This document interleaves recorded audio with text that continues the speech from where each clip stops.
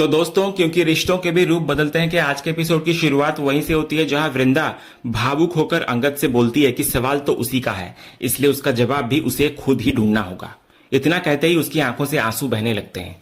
दूसरी तरफ अंगद भी खुद को संभाल नहीं पाता। दोनों एक दूसरे की तरफ देखते रहते हैं और भावनाएं पूरी तरह हावी हो जाती है। तभी अचानक अंगद अपने हाथ में मौजूद तलाक के कागज फाड़ देता है। कागजों के टुकड़े बिखर जाते हैं और उसकी आंखों से भी आंसू निकल पड़ते हैं। दोनों बिना कुछ कहे बस एक दूसरे को देखते रहते हैं और धीरे धीरे अपने सिर एक दूसरे के करीब ले आते हैं। ये पल साफ दिखाता है कि दोनों के दिलों में आज भी एक दूसरे के लिए वही प्यार बाकी है। उधर दूसरी तरफ हेमंत विक्रांत को अपने कैबिन में बुलाकर सवाल करता है कि जब उसको रिपोर्ट तैयार करने के लिए कहा गया था तो वो गोद भराई के फंक्शन में क्यों पहुंच गया। इस पर विक्रांत बोलता है कि रिपोर्ट तो पूरी तरह तैयार है, लेकिन उससे भी ज्यादा जरूरी एक बात थी जो वो हेमंत को बताना चाहता था। जब हेमंत पूछता है कि आखिर ऐसी कौन सी बात थी जो अगले दिन तक इंतजार नहीं कर सकती थी, तब विक्रांत कहता है कि कंपनी से पूरे 3 लाख रुपए गायब हो चुके हैं।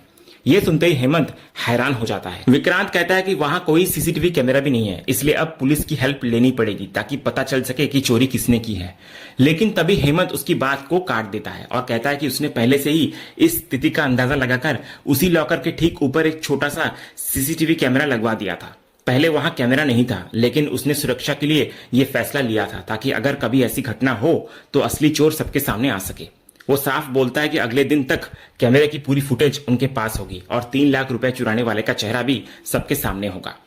इधर दूसरी तरफ देव चुपचाप अपने कमरे में पहुंचता है। वो जेब से चोरी किए हुए पैसों के बंडल निकालकर अपने बिस्तर के गद्दे के नीचे छिपा देता है और ऊपर से चादर ठीक करके ऐसे लेटता है जैसे कुछ हुआ ही ना हो। तभी सलोनी कमरे में आ जाती है और उसको अजीब तरह से बैठे देखकर पूछती है कि वो ऐसे क्यों बैठा है। तो देव तुरंत खुद को सामान्य दिखाने की कोशिश करता है और आराम से लेट जाता है। तभी सलोनी की नजर बिस्तर पर चल रही एक छिपकली पर पड़ जाती है।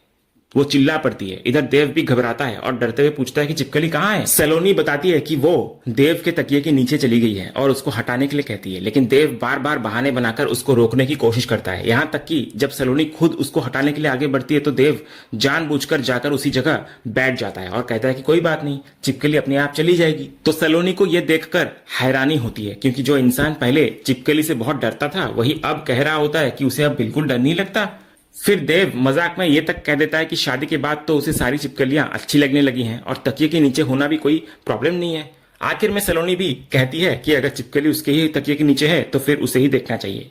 इतना बोलकर वो अपनी तरफ जाकर सो जाती है। लेकिन जैसे ही वो सोती है, देव मन ही मन भगवान से प्रार्थना करने लगता है कि किसी तरह वो छिपकली वहां से चली जाए। वो बार बार डरते हुए तकिए के नीचे झांकता रहता है। अगली सुबह कहानी एक बड़ा मोड़ लेती है। अंगद उठते ही सबसे पहले अपनी वकील को फोन करता है और साफ शब्दों में कहता है कि अब उसे अपनी शादी बचानी है। वो तलाक बिल्कुल नहीं चाहता। इधर वकील हैरानी से पूछती है कि क्या वो अपने फैसले को लेकर पूरी तरह निश्चिंत है, क्योंकि पिछले दिन तक उसकी सोच बिल्कुल अलग थी। इस पर अंगद कहता है कि अब उसके विचार बदल चुके हैं और यही उसका अंतिम फैसला है। उसे किसी भी कीमत पर तलाक नहीं चाहिए। इतना ही नहीं, वो ये भी कहता है कि उसके नाम पर जितनी भी संपत्ति है वो सब कुछ वृंदा के नाम करना चाहता है। वकील उसकी बात सुनकर खुश होती है और बोलती है कि शादी बचाने का फैसला बहुत अच्छा है, लेकिन इतनी बड़ी संपत्ति का फैसला जल्दबाजी में नहीं लेना चाहिए। वो उसको थोड़ा टाइम लेकर सोचने की सलाह देती है, लेकिन अंगद पूरी दृढ़ता से कहता है कि वो सब कुछ सोच चुका है। उसे अब कुछ और जानने या समझने की जरूरत नहीं है। वो ये भी जानना नहीं चाहता कि वृंदा उससे प्यार करती है या नहीं।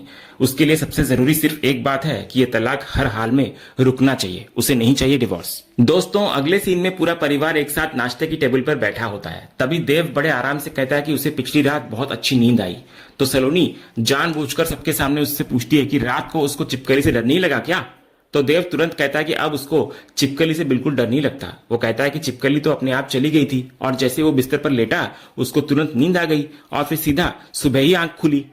तभी सुप्रिया मुस्कुराते हुए कहती है कि ये तो अभी कुछ भी नहीं है, बल्कि असली मुश्किल तो तब समझ में आती है जब घर में बच्चे होते हैं। वो वृंदा का उदाहरण देते हुए कहती है कि उससे पूछो, उसके 2-2 बच्चे हैं।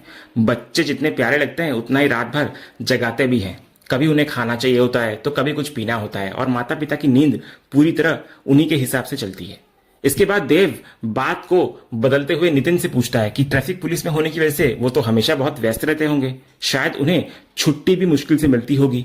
वो मजाक में कहता है कि अगर वो यहाँ है तो उधर मुंबई का ट्रैफिक तो पूरी तरह बेकाबू हो गया होगा। तो नितिन मुस्कुराकर जवाब देता है कि वहां सिर्फ वही अकेला नहीं है, बाकी लोग भी ड्यूटी पर रहते हैं। वो कहता है कि हाँ, बारिश के बाद काम जरूर बढ़ जाएगा और फिर छुट्टी मिलना मुश्किल हो जाएगा। ये कहते हुए वो एक नजर वृंदा की तरफ देखता है, लेकिन तभी सुप्रिया उसकी बात बीच में ही काट देती है। वो कहती है कि मुंबई ट्रैफिक पुलिस में इतने लोग हैं कि अगर नितिन कुछ दिन नहीं जाएगा तो इससे मुंबई रुक नहीं जाएगी। फिर वो देव से बोलती है कि उसको बिल्कुल चिंता करने की जरूरत नहीं है, क्योंकि वो और नितिन अभी कहीं नहीं जा रहे। घर में एक साथ 3-3 होने वाली माएँ हैं, इसलिए उसकी जरूरत यहां पड़ेगी। फिर वो पूजा की तरफ देखकर कहती है कि अकेले पूजा कितना काम करेंगी, इसलिए वो भी सबकी हेल्प करेगी। ऋतिक भी तुरंत कहता है कि ये उन्हीं का घर है, इसलिए जितने दिन चाहे वो आराम से रुक सकते हैं। वृंदा भी प्यार से सुप्रिया से रुकने की गुजारिश करती है। इसी बीच अंगद तैयार होकर अपने कमरे से बाहर आता है। पूजा उसको पहले नाश्ता करने के लिए कहती है, लेकिन तभी अंगद की नजर वृंदा पर पड़ती है, जो आराम से बैठने के लिए कुशन ढूंढ रही होती है। अंगद बिना कुछ कहे उसके पास जाता है, उसके पीछे कुशन लगाकर उसको सहारा देता है और कहता है कि अपने शरीर पर ज्यादा दबाव मत डालो, आराम से बैठो। ये देखकर पूजा राहत की सांस लेती है और धीरे से हेमंत को बोलती है कि भगवान का शुक्र है कि अब दोनों के बीच सब कुछ ठीक होता दिखाई दे रहा है। कल तक तो वो इन्हीं दोनों को लेकर बहुत परेशान थी, लेकिन अब उसे लग रहा है कि हालात पहले से बेहतर है। हेमंत भी यही कहता है कि उसे भी ऐसा ही महसूस हो रहा है। इसके बाद हेमंत सबका ध्यान अपनी तरफ खींचते हुए कहता है कि उसे एक जरूरी बात बतानी है सबको। वो कहता है कि ये बात वो पिछली रात भी बता सकता था, लेकिन गोद भराई का माहौल खराब नहीं करना चाहता था वो, इसलिए उसने उसे छुपाए रखा। ये सुनकर अंगद और वृंदा दोनों एक साथ पूछते हैं कि क्या कोई परेशानी वाली बात है। तब हेमंत कहता है कि कंपनी के ऑफिस से पूरे 3 लाख रुपए चोरी हो गए हैं। ये सुनते ही पूरा परिवार हैरान हो जाता है। अंगद तुरंत पूछता है कि इतनी बड़ी चोरी कैसे हो गई और क्या किसी के बारे में कुछ पता चला। तो हेमंत कहता है कि उसे ये जानकारी विक्रांत ने दी थी, वो पिछली रात फंक्शन में भी इसी वजह से आया था। ये सुनकर अंगद कहता है कि आखिर हर गड़बड़ में विक्रांत का नाम कैसे आ जाता है। तब हेमंत साफ करता है कि इस बार उसकी कोई गलती नहीं है, क्योंकि पैसे उसी के कैबिन के लॉकर में रखे हुए थे और वहां से किसने निकाले ये अभी किसी को नहीं पता। तभी मुन्नी पूछती है आखिर पता कैसे चलेगा कि पैसे किसने चुराए। इस पर हेमंत बोलता है इसका जवाब बहुत जल्द मिल जाएगा, क्योंकि विक्रांत आता ही होगा और तब तक उसे भी पता चल चुका होगा कि 3 लाख रुपए लेने वाला कौन है। ये सुनते ही देव के हाथ से चम्मच छूट जाता है। वो घबराकर पूछता है कि आखिर ये सब पता कैसे चलेगा। तब हेमंत कहता है कि हाल ही में उसने अपने कैबिन में सीसीटीवी कैमरा लगवाया था, ताकि जरूरत पड़ने पर उसकी हेल्प मिल सके। अब उसी कैमरा की फुटेज से असली चोर का चेहरा सबके सामने आ जाएगा, बस विक्रांत के आने का इंतजार है। हेमंत की ये बात सुनकर देव के चेहरे का रंग उड़ जाता है। वो मनी मन सोचता है कि दादू ने वहां कैमरा आखिर लगाया ही क्यों। अब अगर फुटेज सामने आ गई तो उसकी चोरी सबके सामने आ जाएगी। तभी विक्रांत इतने में वहां पहुंचता है, तो हेमंत तुरंत उसके पास जाकर कहता है कि अब फुटेज दिखाओ। तो विक्रांत अपने फोन में रिकॉर्डिंग निकालने लगता है, लेकिन उसी समय देव हाथ में जूस का गिलास लेकर उसके पास पहुंचता है और बार बार जल्दी फुटेज दिखाने की बात करता रहता है। लेकिन अगले ही पल वो जानबूझकर पूरा जूस विक्रांत के ऊपर गिरा देता है। विक्रांत अपने कपड़े साफ करने लगता है, लेकिन देव उसको समझाता है कि इतने महंगे सूट पर दाग बढ़ जाएगा, इसलिए यहां नहीं बल्कि वॉशरूम में जाकर साफ करना चाहिए। इतना बोलकर वो खुद ही विक्रांत को वॉशरूम की तरफ लेकर चला जाता है। कुछ देर बाद विक्रांत वॉशरूम से बाहर निकलता है, तो देव सबसे पहले उससे पूछता है कि अब सब ठीक है या नहीं। तो विक्रांत बोलता है कि अब सब ठीक है। इसके बाद देव मौका देखकर उससे पूछता है कि जो सीसीटीवी फुटेज वो लेकर आया है क्या उसने उसे देख लिया है। तो विक्रांत बिना किसी झिझक के कहता है कि हाँ, उसने पूरी फुटेज देख ली है और वो उसके फोन में मौजूद है। ये सुनते ही देव के होश उड़ जाते हैं। उसके मन में डर बैठ जाता है। उसे लगने लगता है कि अब विक्रांत को पता चल चुका है कि 3 लाख रुपए उसी ने लिए थे। अगले ही पल विक्रांत अपने फोन में सीसीटीवी फुटेज खोलकर देव को दिखा देता है। वीडियो में साफ दिखाई दे रहा होता है कि लॉकर से पैसे निकालने वाला कोई और नहीं बल्कि खुद देव है। ये दृश्य देखते ही देव के चेहरे का रंग उड़ जाता है और उसके मुंह से एक शब्द भी नहीं निकलता। तभी विक्रांत फोन वापस लेकर मुस्कुराते हुए कहता है कि अभी कुछ देर पहले तक तो वो बड़े आराम से बातें कर रहा था, लेकिन अब अचानक उसकी आवाज ही क्यों बंद हो गई। फिर वो साफ कहता है कि वीडियो में दिखाई देने वाला शख्स वही है ना। अपनी पोल खुलती देखकर देव तुरंत बात को संभालने की कोशिश करता है। वो विक्रांत के कंधे पर हाथ रखकर कहता है कि उससे गलती हो गई, उसको सिर्फ थोड़े पैसों की जरूरत थी और वो जल्द ही सारे पैसे वापस रख देगा। उसे बिल्कुल अंदाजा नहीं था कि इतनी छोटी रकम का भी हिसाब सामने आ जाएगा। लेकिन विक्रांत तुरंत उसके कंधे से देव का हाथ हटा देता है और साफ शब्दों में कहता है कि वो बेवकूफ नहीं बल्कि वफादार इंसान है, इसलिए ये बात देव कभी न भूले। इतना बोलकर वो वहां से निकल जाता है। विक्रांत के जाते ही देव पूरी तरह घबराता है। वो मन ही मन सोचता है कि अब विक्रांत बाहर जाकर सबको फुटेज दिखा देगा और उसकी चोरी सबके सामने आ जाएगी। उसे समझ नहीं आ रहा होता कि अब इस मुसीबत से वो कैसे निकले। दूसरी तरफ विक्रांत जाकर हेमंत को सीसीटीवी फुटेज दिखाता है, लेकिन वीडियो देखते ही हेमंत हैरान रह जाता है और कहता है कि ये कैसे हो सकता है। तभी पीछे से देव भी जल्दी जल्दी वहां पहुंचकर कहता है कि वो पूरी बात बता सकता है, लेकिन हेमंत उसको रोकते हुए कहता है कि जब फुटेज में कुछ है ही नहीं तो आखिर क्या बताएगा। यह सुनकर देव के साथ साथ वहां मौजूद बाकी लोग भी चौंक जाते हैं। इसके बाद हेमंत विक्रांत से पूछता है कि आखिर मामला क्या है, क्योंकि वीडियो में तो कुछ भी नजर नहीं आ रहा। तब विक्रांत माफी मांगते हुए कहता है कि गलती उसी से हुई है। पहले उसे लगा था कि कंपनी के पैसे कम है, लेकिन जब उसने फुटेज देखी तो वहां कोई चोरी दिखाई नहीं दी। इसके बाद उसने दोबारा पूरे अकाउंट्स की जांच की और तब उसको एहसास हुआ कि हिसाब किताब में गलती उसी से हुई थी, इसलिए वो अपनी इस बड़ी भूल के लिए माफी मांगता है। तभी पीछे से अंगद तंज कसते हुए कहता है कि कम से कम उसे अपनी गलती का एहसास तो हुआ। वो कहता है कि जो खुद को चीफ फाइनेंशियल ऑफिसर कहता है उसे बेसिक हिसाब तक नहीं आता। लेकिन हेमंत तुरंत अंगद को चुप रहने के लिए कहता है। फिर वो विक्रांत को कड़ी फटकार लगाते हुए कहता है कि ये कोई छोटी गलती नहीं बल्कि बहुत बड़ा ब्लंडर है। पूरे अकाउंट्स की जिम्मेदारी उसी के पास है और उसकी लापरवाही की वजह से वो लोग किसी निर्दोष पर चोरी का आरोप लगाने वाले थे।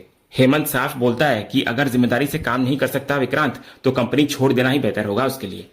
विक्रांत सिर झुकाकर एक बार फिर माफी मांगता है और भरोसा देता है कि आगे से ऐसी गलती दोबारा नहीं होगी।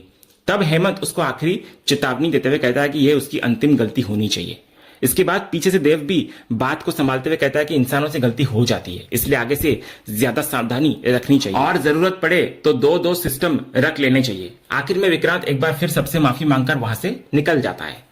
उधर घर से बाहर निकलते ही देव तुरंत विक्रांत के पास पहुंचता है और उसको गले लगाकर कहता है कि उसने तो उसकी जान बचा ली। इस पर विक्रांत मुस्कुराकर कहता है कि उसने पहले ही कहा था कि वो वफादार है। इस पर देव हंसते हुए कहता है कि कम से कम उसके लिए तो वो वफादार निकला। लेकिन विक्रांत तुरंत साफ करता है कि उसकी वफादारी देव के लिए नहीं बल्कि अपनी उस नफरत के लिए है जो उसके दिल में अंगद के खिलाफ है।